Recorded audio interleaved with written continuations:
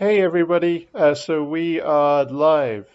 And before we go into interviewing our guest here, I just want to spend 30 seconds letting you know how today's interview is going to work. If you're a regular here, you know how it's going to work.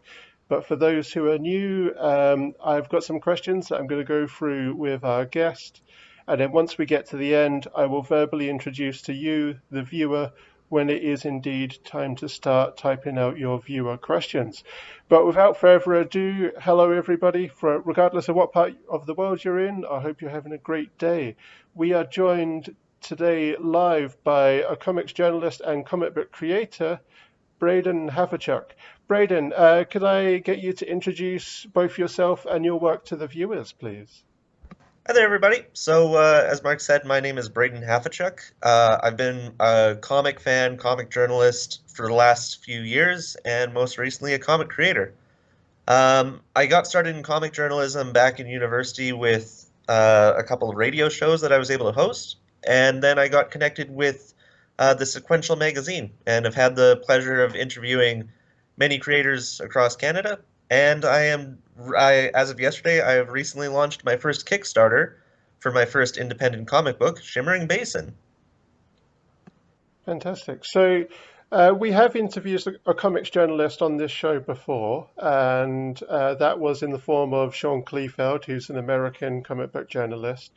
But he comes at this from a very different world. A, he's looking at comic books around the world, and B, he is American. So he's in the largest print industry of the English language on planet Earth. But your career and your trajectory as a comics journalist has been somewhat different. You've largely focused on independent Canadian works. And I'm wondering, can you give us an insight into what that world looks like, what it's like to interview Canadians for a Canadian audience? For sure. Yeah, as I was saying earlier, I got started in comic book journalism back in university, where I was taking an English literature program. So they teach you all about analyzing the literature and understanding the roots of it and where the author is coming from. And while I was doing all that, I'd always been a comic book fan, but I had found there the perfect opportunity to mix both my love of literature and analysis of literature with my passion for comics. And I saw that over the years, I've also found that there have been other academics across Canada who study Canadian comics, but there wasn't really a lot of literature and a lot of research being done on independent Canadian artists and independent Canadian writers.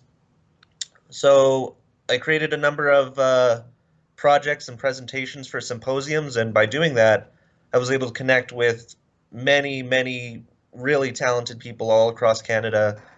And it started off primarily as me interviewing them and asking them about their projects. And since then, they've just gone on to be really great friends.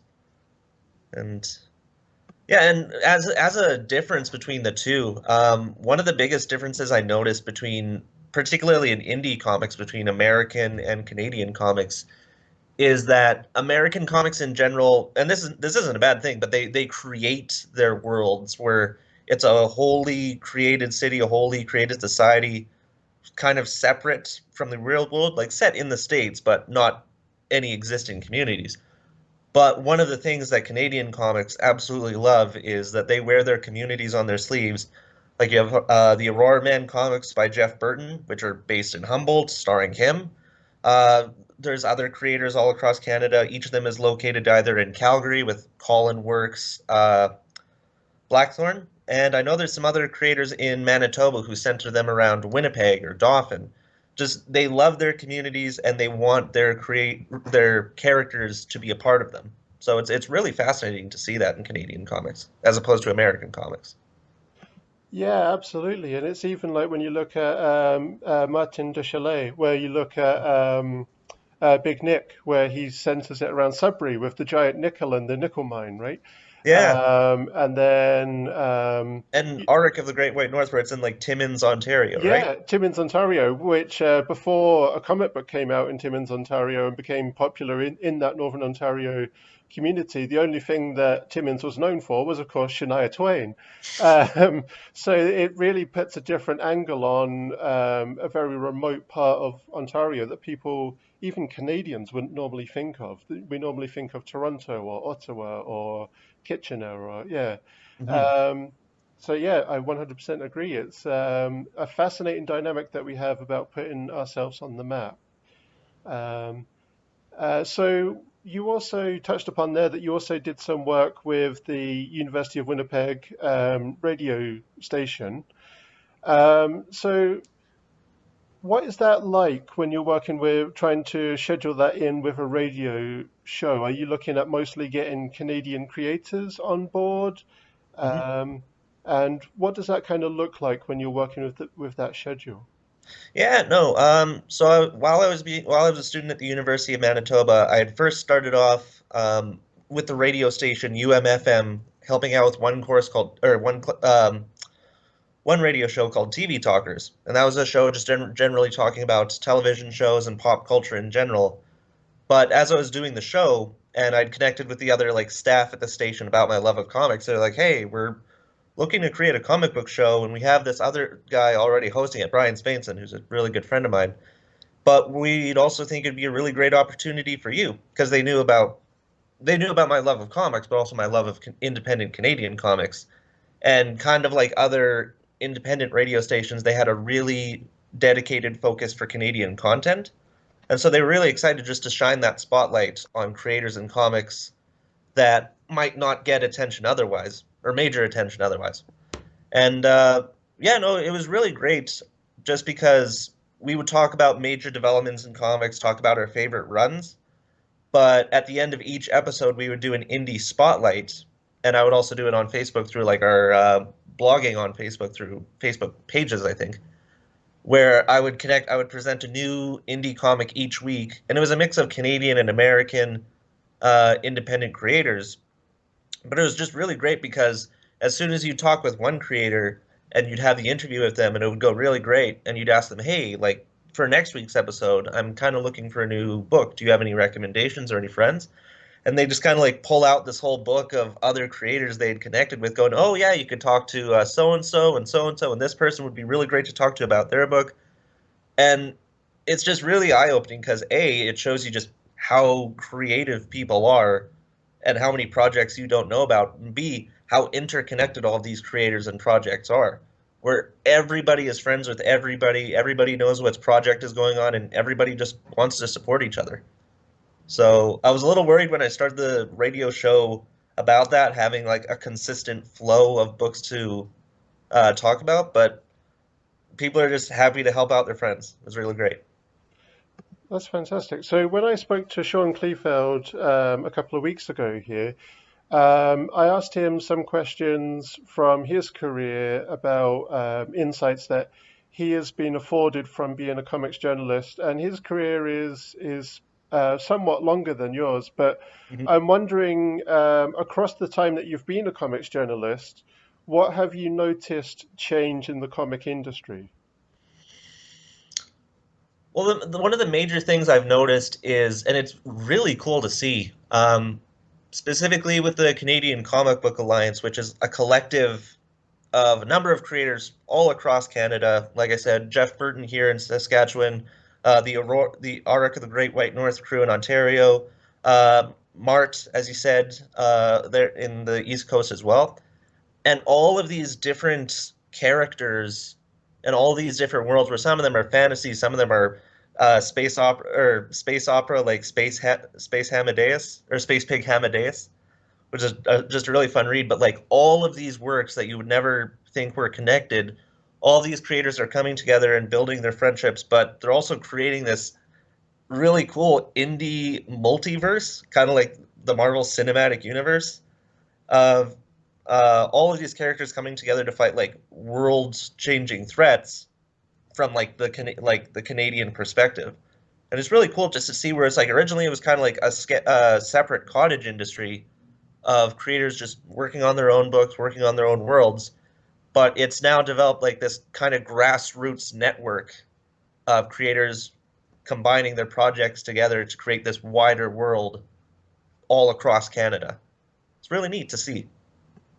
That's really fantastic. And it's one of those things, I guess, where as Canadians, where we are as Pierre Trudeau described us, the mouse next to the sleeping elephant. Yeah. The sleeping elephant, of course, being the United States and its undeniable cultural industries.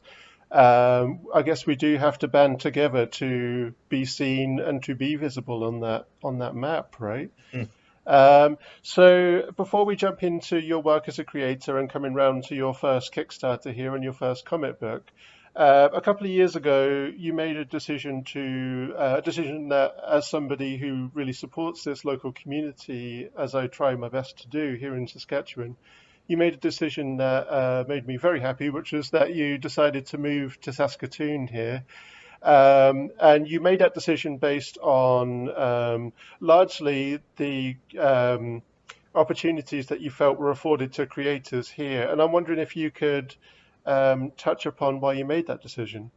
Oh, certainly.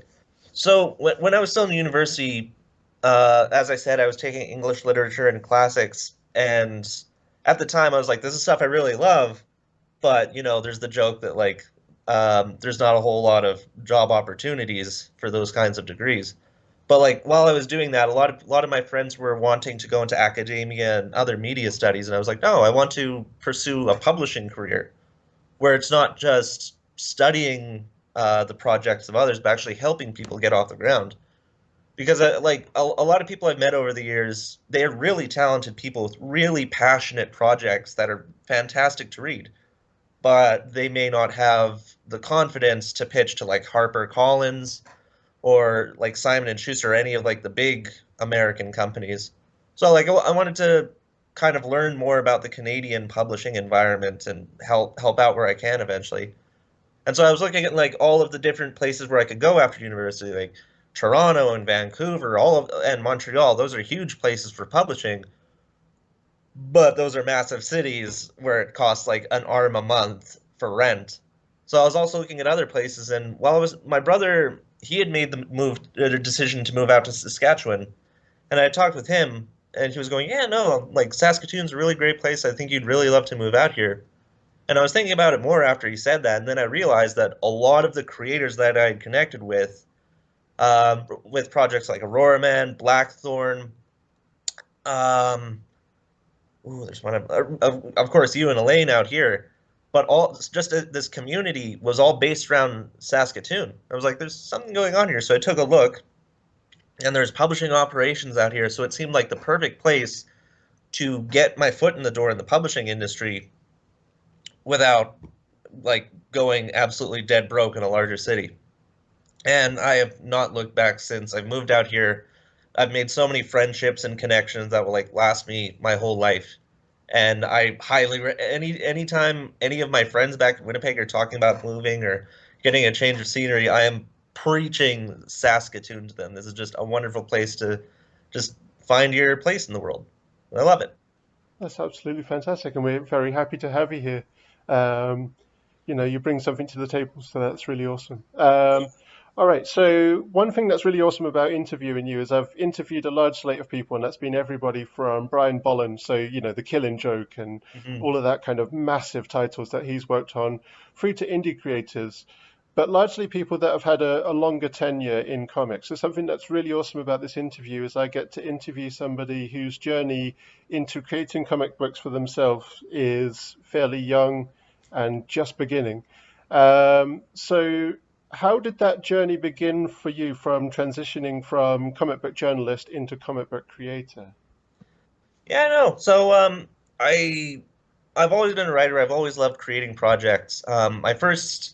I was really excited back in university. I wrote my first book and self-published it called Stalverhall, which was a fantasy novel through McNally Robinson's kind of publishing wing.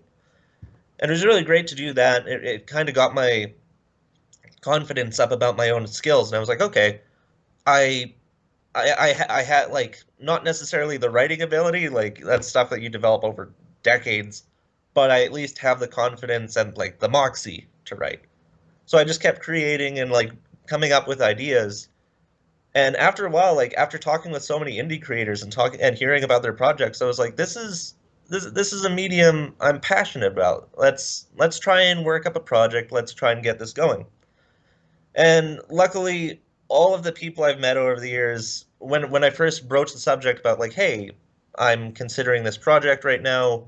What would you suggest for this avenue? I have some questions about this, and would you be able to like be like a board to bounce off character ideas? All of those people were super happy to help. Andrew Lawrence, Scott Weldon, Jeff Burton, so many people like gave me their time without any hesitation. Like they jump on quick calls with me to like talk about character concepts and page counts and art styles. And just having that network of mentors and supporters was critical to getting this book out. So it was it was a jump to go from prose fiction in the past to comic book, just understanding like the visual storytelling aspect of comics. But it all the lessons I learned along the way were super important, and all the connections I made in my journalism career have paid off in spades. It's amazing. That's absolutely fantastic. So that brings us, this is a nice segue that brings us on to talking about Shimmering Basin #1, which is the first comic book that you're publishing. And you're going the self-publishing route with Kickstarter, which is obviously a very popular route that people are using nowadays. We don't even really have to discuss why it's popular because it's taken off on its own. Mhm. So this is a fantasy comic book series, issue #1, of course, and I'm wondering if you can just introduce us to it, tell us what it's about, and why we should go and support it on Kickstarter. Yeah, for sure.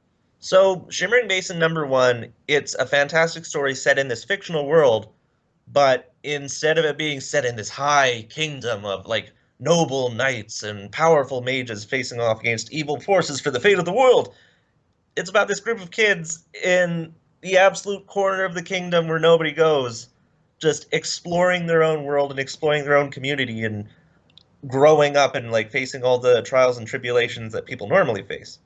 And the first issue starts with this girl named Shema and her father, who they used to live in the capital, but because of some accidents with the father's work, he's kind of been kicked out of that region and any of the major cities. He's been pretty much blacklisted from work.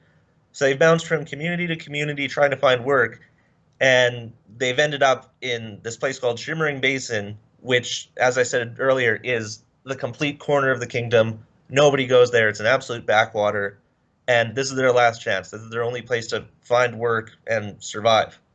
And so as they go there, Shema befriends like a group of kids there. You have Hobby, who's the son of like the local viscount, who's the lord of the community, and Yak's his best friend, who's part of like this race of sentient ducks called Maloons. And so it's her kind of connecting with people, overcoming her own like, excuse me, arrogance and haughtiness, and just like as kids we have, and kind of discovering all the magic that small towns have. Because you and it's all about you don't have to go on these massive quests. These books don't have to follow huge characters to have interesting storylines. Everybody has an interesting story, no matter where you go. It's the world is just full of characters, and if you take the time to listen to somebody and hear about their story, you'll never find any story like that again. That's absolutely fantastic. So one thing I will let everyone know is that there is a link to the Kickstarter in the description of this live video. Just open up the description and you'll find the clickable or tappable, if you're on mobile, link right there. And yeah, do go and support it. It's an awesome project. High fantasy in a comic book, which you don't often see because high fantasy is often relegated to just being the prose novel. So this is a really fantastic chance to support an up-and-coming creator with a narrative type that you don't often see in comic books. All right, so that is the end of my questions. So for viewers, please start typing out your questions now. While you're typing those questions, I will just let you know that there is also a clickable or tappable link in the description of this live video, which will take you to Braedan's Facebook page, Ominous Walrus Publications, which you can follow to stay up to date on his latest updates. And again, that Kickstarter link is in there too for Shimmering Basin issue #1. I do have a couple of comments from Elaine already. So one comment that I have is, so this is going back to when we were talking about geographic specific Canadian comic works. and Mhm. she says that Jason Liu also has The Pitiful Human Lizard based in Toronto. It's And one of my favorite books from Chapter House. yeah, it's fantastic. I would also add that there's a few issues, or at least a couple of issues, where it's also based in Mississauga as Hmm. well. And there's one issue where they do like a road trip and he gets stuck there in Mississauga, if I remember rightly. Okay, so another question, and this is another one from Elaine. What advice do you have for someone who wants to make their first comic but doesn't know where to begin? So the best advice that I've ever gotten, and it was through Greg Kamichuk. He's a writer in Winnipeg, and I was able to take a course with him about creating a comic book. Is everybody who enters fantasy? It's kind of like two pieces of advice I have, and they're kind of tied together. And one is that everybody has a comic idea that's an absolutely saga length. They've already got their 100-page comics or 100-issue comic storyline like mapped out in their head, and it's amazing. But when you're starting off in comics, it's really easy to get overwhelmed by the ideas you have because they're so magical, and nobody's telling you that like pursue your ideas if you have them. But when you're starting off, focus on the smallest chunk. It's like when you're writing an essay in university or you're working on a film or any case, focus on the task that's in front of you. Don't think about anything else. Just focus on the page you're working on in that moment. Focus on the one panel, focus on that one page of script. Narrow it down and just take it step by step without thinking about the whole issue. Because if you do that, it's really easy to be overwhelmed and feel like you can't do it. Just focus on the task in front of you, take it step by step, and before you know it, you'll have a finished comic in front of you. Wonderful. Thank you so much. Well, that looks like the end of the viewer questions today. And Hmm. Braedan, I've got to be honest with you, this has been a real privilege to interview you today, and been a real wonderful experience. And I think we've given a lot of great inside information to the viewers. And viewers, yeah, please do go and check out Braedan's Kickstarter. Thanks again. Always, always a great day to chat with you, Mark. Thank you. I really appreciate that. Like, share, subscribe.